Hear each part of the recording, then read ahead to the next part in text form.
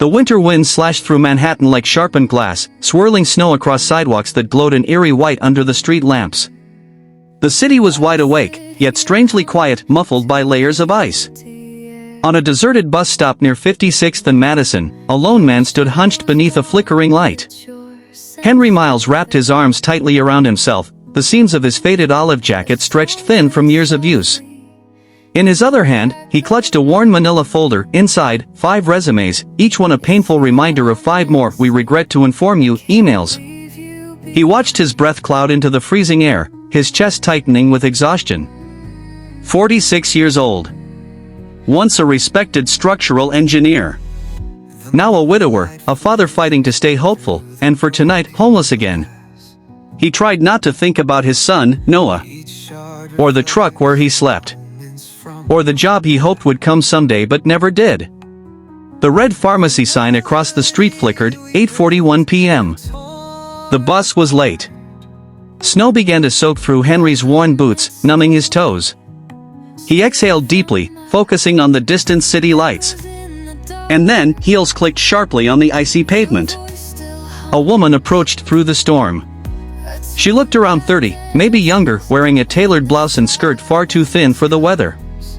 Her blonde hair was damp from the snow, sticking to her cheeks. Her arms wrapped tightly around her trembling body as she stood beneath the same awning, shivering violently. Henry noticed the way she tried to rub warmth into her hands and failed. Her lips were turning pale. He tried not to stare. Wealth radiated from her posture and elegance, yet right now she looked as fragile as an abandoned kitten in the cold. He shifted awkwardly, pretending not to notice. But then a harsh gust of winter wind slammed into them. She flinched, curling inward. And Henry moved before he could stop himself.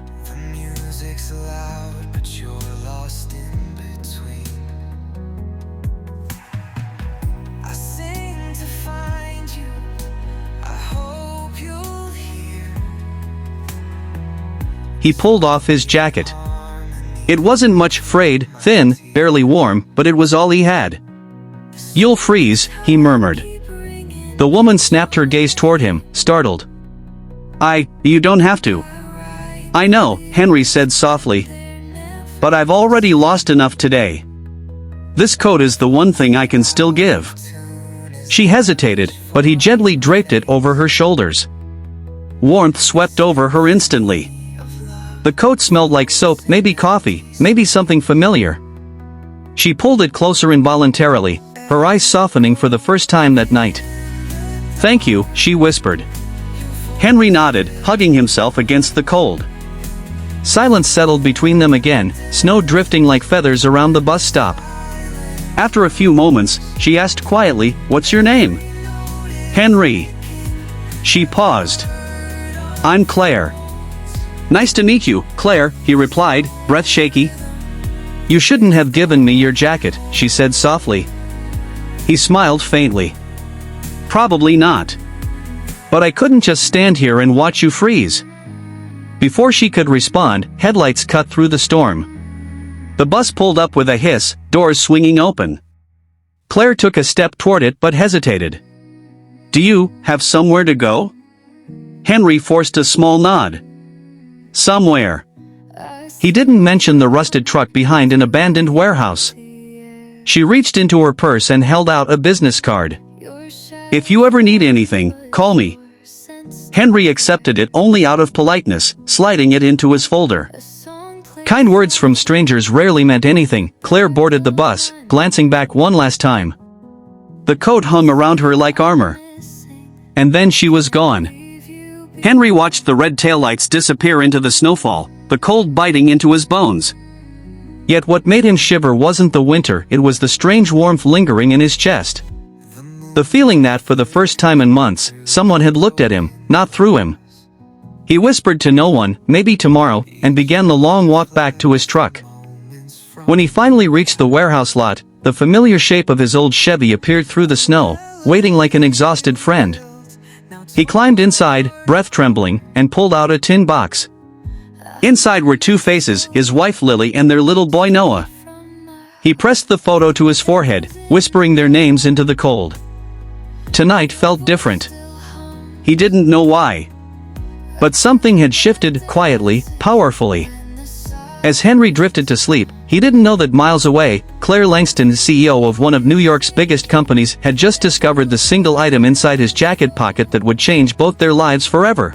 This lonely rhythm, it's the one I hold.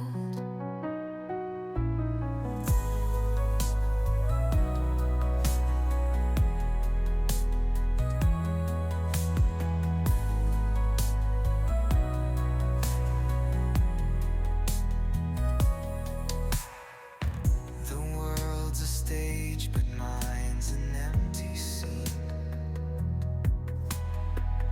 The music's loud, but you're lost in between. I sing to find you, I hope you'll hear this lonely harmony pulled from my tears. The strings of time keep ringing out your name. I write the lyrics, but they're never the same.